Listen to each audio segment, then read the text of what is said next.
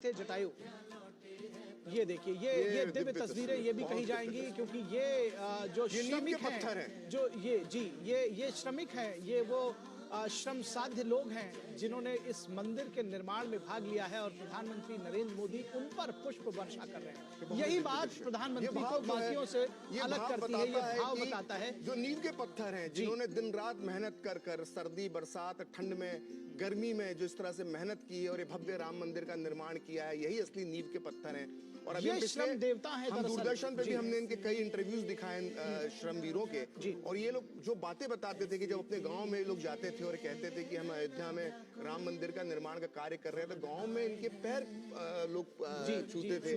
तो ये अपने आप में जो है सिर्फ श्रमिक नहीं है, श्रमवीर है, ये असली राम भक्त हैं, इसीलिए श्रम जिनकी देवता मेहनत कहा पर जा रहा है।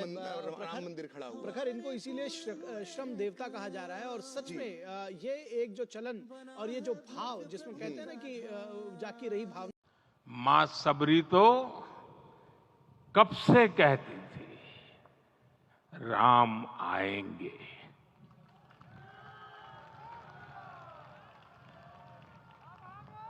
प्रत्येक भारतीय में जन्मा यही विश्वास समर्थ, सक्षम, भव्य भारत का आधार बनेगा। और यही तो है देव से देश और राम से राष्ट्र की चेतना का विस्तार। हम सब जानते हैं कि निषाद राज की मित्रता सभी बंधनों से परे है। निषाद राज का राम के प्रति सम्मोहन, प्रभु राम का निषाद राज के लिए अपनापन कितना मौलिक है। सब अपने हैं, सभी समान है।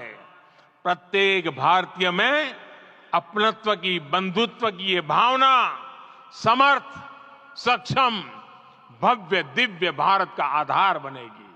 और यही तो है देव से देश और राम से राष्ट्र की चेतना का विस्तार। साथियों, आज देश में निराशा के लिए रत्ती भर भी स्थान नहीं है। मैं तो बहुत सामान्य हूं, मैं तो बहुत छोटा हूं, अगर कोई ये सोचता है तो उसे गिलहरी के योगदान को याद करना चाहिए। गिलहरी का स्मरण ही हमें हमारी इस हिचक को दूर करेगा, हमें सिखाएगा कि छोटे बड़े हर प्रयास की अपनी ताकत होती है, अपना योगदान होता है। और सबके प्रयास की यही भावना समर्थ, सक्षम, भव्य, दिव्य भारत का आधार बनेगी। और यही तो देव से देश और राम से राष्ट्र की चेतना का विस्तार। साथियों, आज देश में निराशा के लिए रत्ती भर भी स्थान नहीं है। मैं तो बहुत सामान्य हूं, मैं तो बहुत छोटा हूं, अगर कोई ये सोचता है तो उसे गिलहरी के योगदान को याद करना चाहिए। गिलहरी का स्मरण ही हमें हमारी इस हिचक को दूर करेगा, हमें सिखाएगा कि छोटे बड़े हर प्रयास की अपनी ताकत होती है, अपना योगदान होता है।